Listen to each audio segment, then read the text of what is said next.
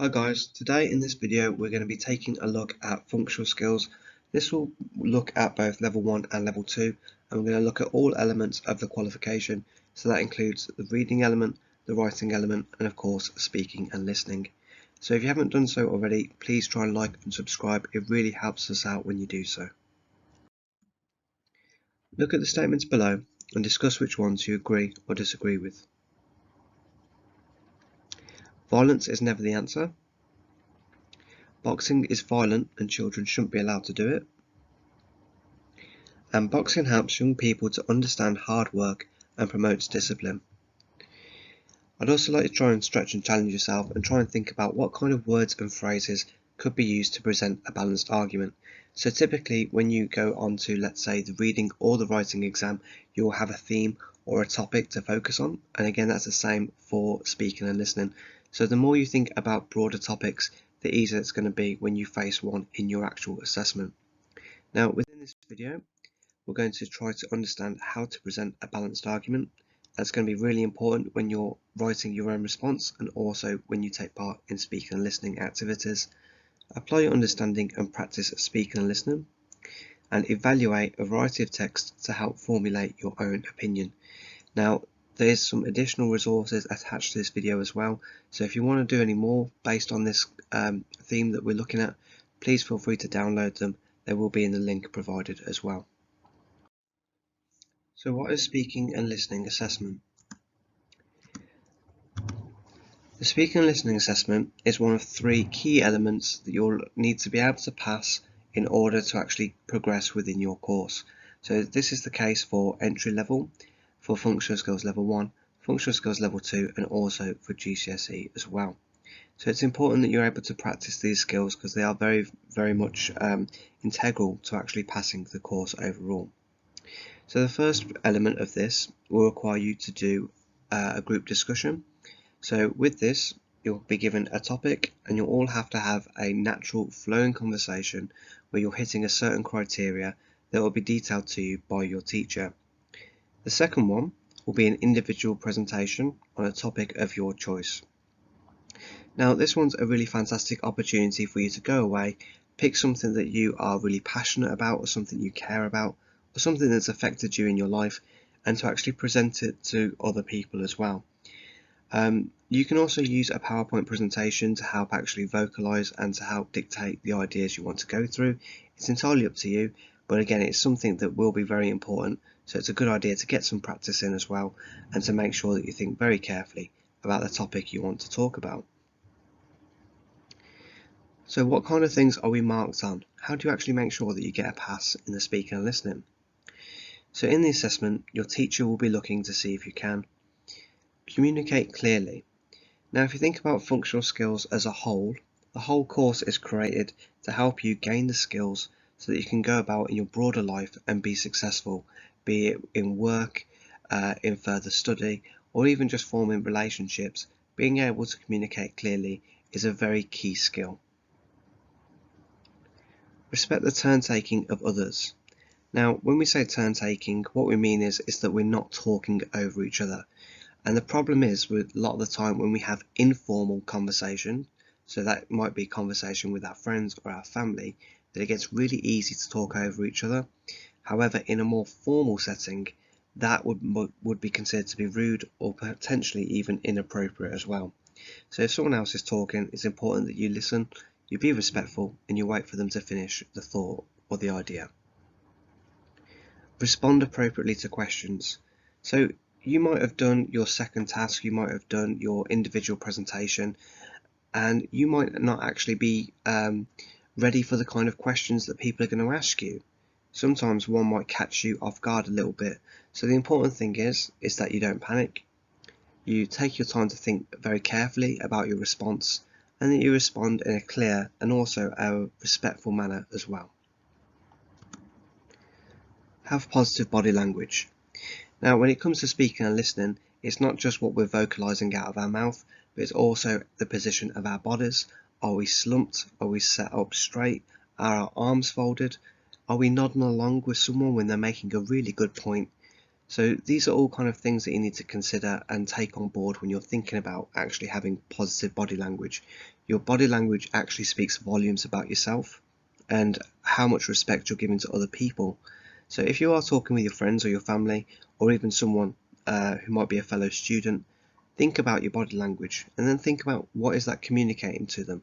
Do they feel valued? Do they feel that you're listening to them? Or do they feel like you don't really want to hear what they have to say? Engage in discussions and add to the conversation. So one of the biggest problems when you have the group discussion is you'll tend to have one or two people who are really opinionated, who have some fantastic ideas, and they tend to kind of control or monopolize the whole conversation. If you are part of that, you need to make sure that you are still meeting the other criteria, so respect their right to voice their opinions, but also make sure that you're making a contribution. You can't just get through this assessment by nodding and smiling and not actually adding to the conversation. So you actually have to have some input and engage in the discussion as well. So even though it's group work, you will be assessed on which individuals are actually contributing and who is actually helping the rest of the group to move the conversation along. Teacher's top tip. You can use things like conjunctions and connectives, and these kind of things will help you to present a balanced argument and offer a different viewpoint. Now, we've been through these in other videos as well. If you're not too sure what we mean by that, we mean like words like however, although, on the other hand, and these are just fantastic words to use where you can actually say, I believe in what you're saying, but I want to take it in a different direction. And it also makes sure that you're being polite and respectful when you want to challenge or contradict what someone has just said.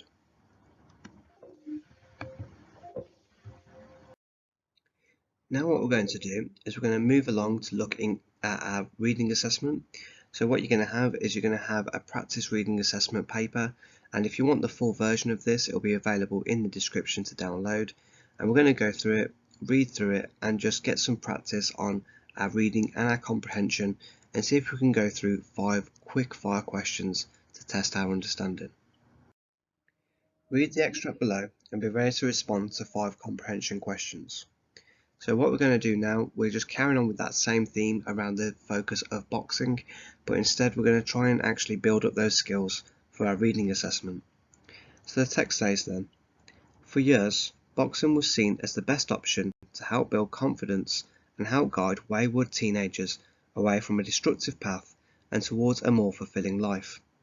However, the sport has come into heavy criticism recently, as research has shown that the long-term impact of the sport may cause hazardous consequences and even put people's lives at risk. In 2022, the National Agency for Health and Wellbeing conducted a study into the lifelong impact of people who take part in boxing over a long period of time. The study showed that conditions such as CTE, which is caused by repeated blows to the head, affected 90% of people who took part in the sport. The agency is using this data to launch a campaign to stop young people taking part in the sport, and instead turn to a sport which promotes longevity rather than impacting the overall health for young people. Now, if you'd like to spend more time reading over this extract, please feel free to do so. What we're going to do now is we're going to jump ahead and we're going to look at the 5 quick-fire comprehension questions just to test our reading skills. Quick-fire questions. Use your understanding of the text to attempt the questions below. So number 1. What is meant by the term wayward teenagers? This is a really good question to get some practice on, because a lot of the time you will find that some of the language that we see in some of the reading assessments aren't ones that you might hear in everyday life, so hearing phrases that are a little bit strange or even unusual and getting used to them is really going to help you in the long term. Number 2. Identify the statistic that shows that boxing may be bad for people's health. Number 3. Look at the line, may cause hazardous consequences. Replace the word hazardous with another suitable adjective. Number 4. Why was boxing seen as a good sport for young people? And number 5. What do you think the National Agency for Health cares about? Select a quotation from the text to support your answer. Again, if you'd like to spend some more time going through these questions, please feel free to pause it. You're more than welcome to go back and keep checking the text as well if you want to double check your answers. And what we're going to do now is we're going to jump ahead and go through the answers in the next part of the video. Class feedback. Check your answers against the ones below. So for the first question then, we were looking at what is meant by the term wayward teenagers. So what we mean by this is we mean difficult to control or predict because of willful or perverse behaviour. So it just means that children that normally need a little bit of extra care and attention, who might need a bit more support, and might go off the rails if no one is there to support them. Number 2, identify the statistic that shows that boxing may be bad for people's health. Again, a statistic is a really important technique to know. It is part of your DeForest techniques. If you're not too sure what we mean by that, please do check out our other videos that go into it in more detail. So the statistic that was used was 90%. Number 3, look at the line, may cause hazardous consequences. Replace the word hazardous with another suitable adjective. So what you need to think about here is what does the word hazardous mean, and then what other word would be suitable to replace that word instead. So answers may include, but are not limited to, dangerous, unsafe, and high risk.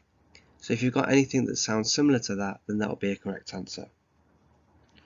Number 4, why was boxing seen as a good sport for young people?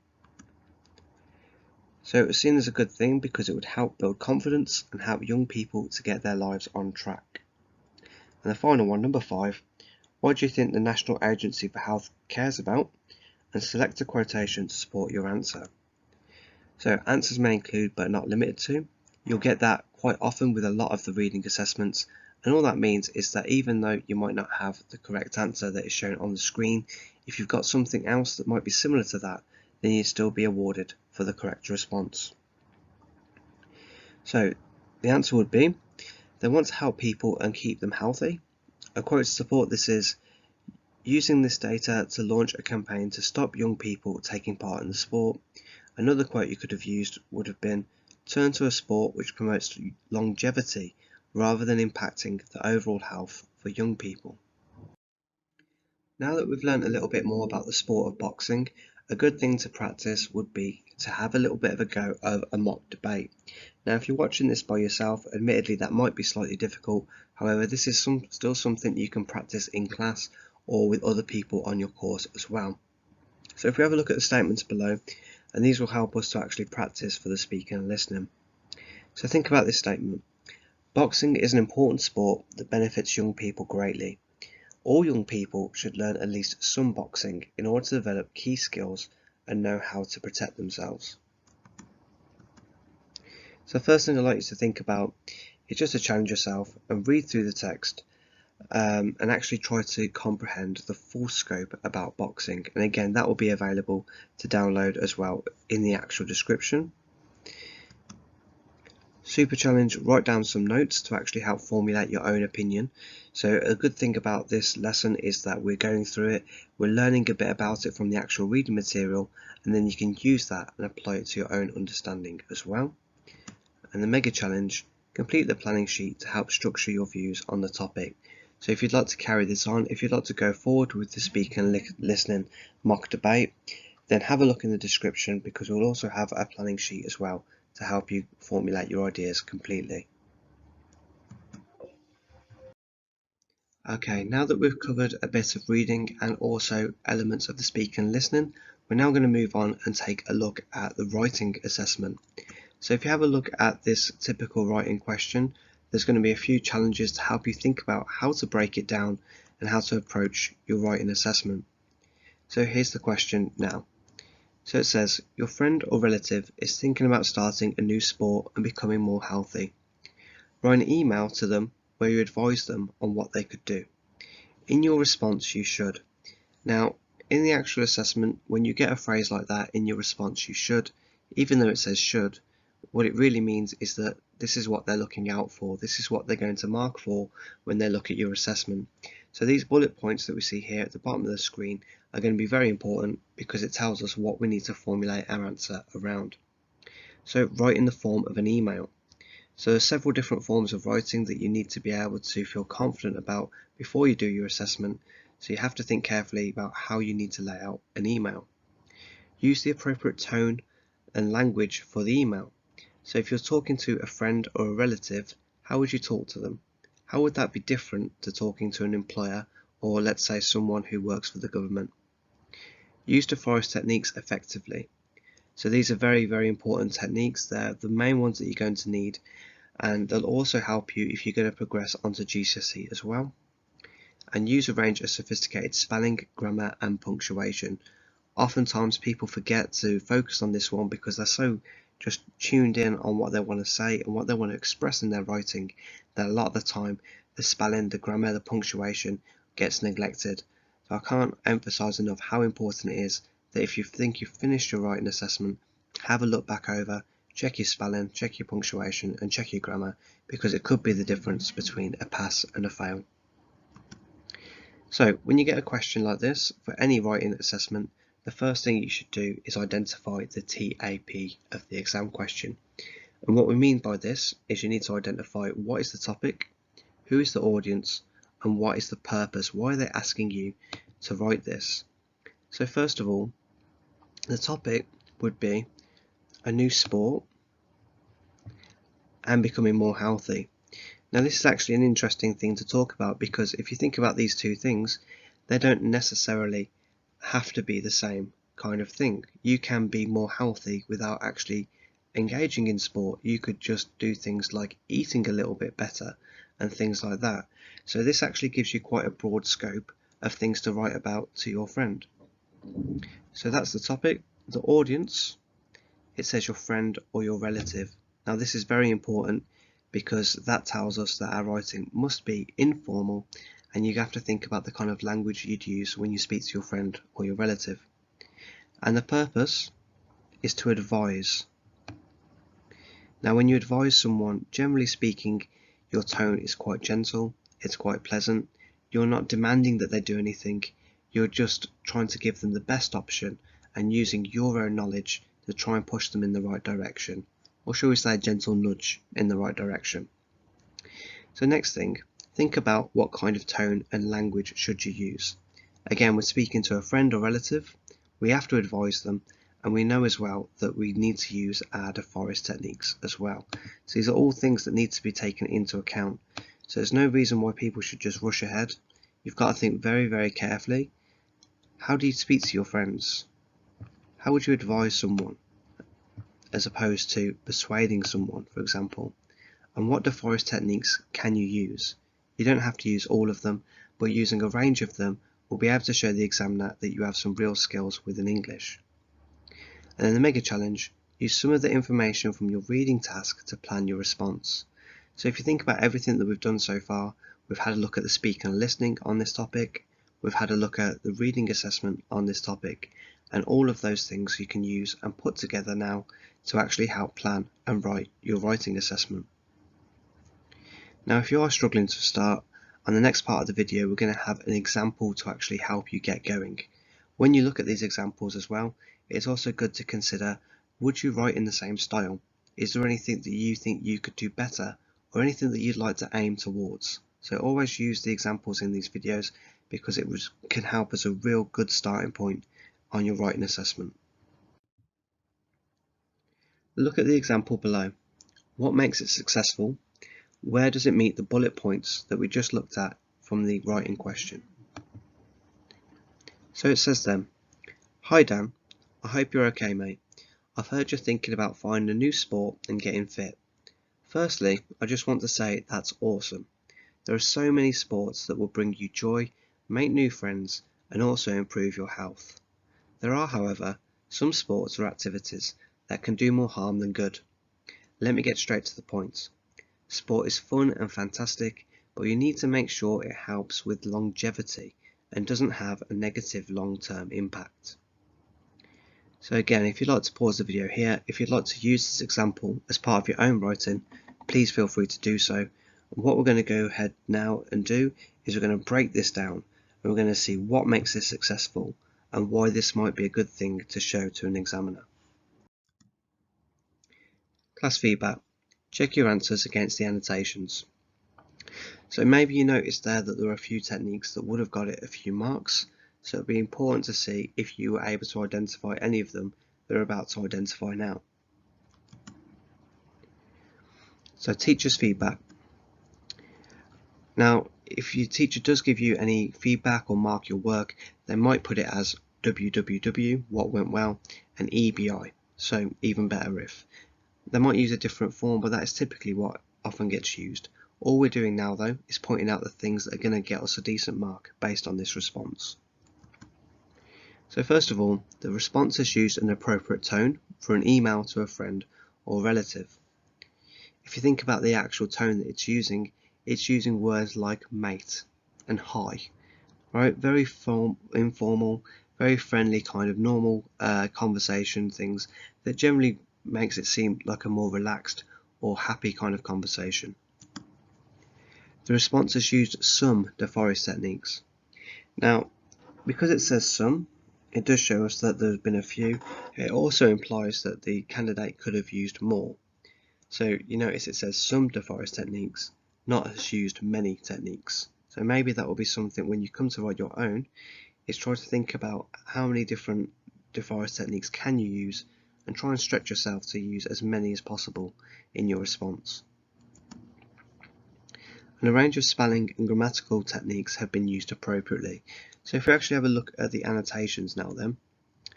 First of all, we've got hi Dan, I hope you're okay mate. So again, that is how you'd expect to talk if you were doing an email to a friend or a relative. So there you go, it's written in the appropriate format that we'd expect. Firstly, now what this does when you use a word like firstly is it helps to actually structure our response. You're going to have to write multiple paragraphs for your response, so using words like firstly, secondly, thirdly, in conclusion really helps to show that you've thought about what you're writing, and it helps to structure your response as well.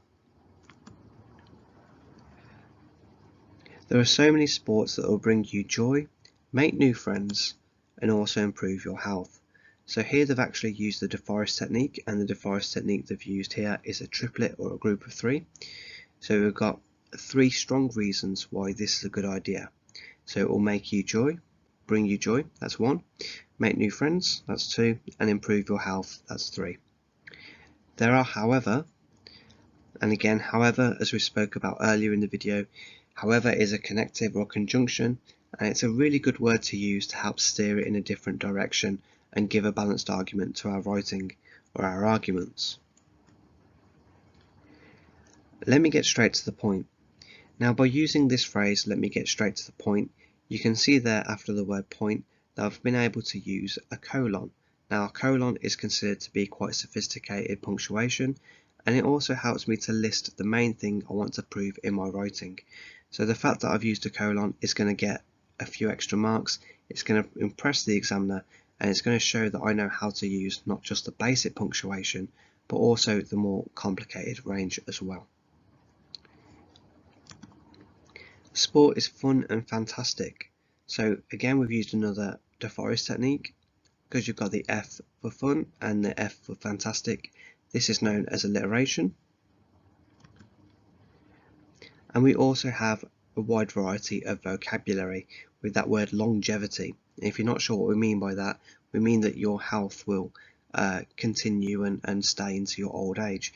And this is actually a word that I took from the reading assessment. So a good thing to think about when you are doing your actual functional skills lessons, if there is a word that you haven't heard before, or it sounds quite posh or impressive, try and use it in your own writing. Try and actually embed it in your own vocabulary, because it will help to make your writing sound just that little bit more sophisticated and a little bit more educated as well. So if you want to use this to write your own response, please feel free to do so. Again, we try and put at least one video on every single week going through reading, writing and speaking and listening, and if there's any area that you need to go over, please let us know. If you need any additional support, then new videos will be added every single week. Alternatively, leave us a comment below, or visit our partner channel Bookworm Teaching for more lessons and guidance on all things English. Thanks ever so much for listening, guys, and all the best with all your work and revision in the future. Thank you. Bye bye.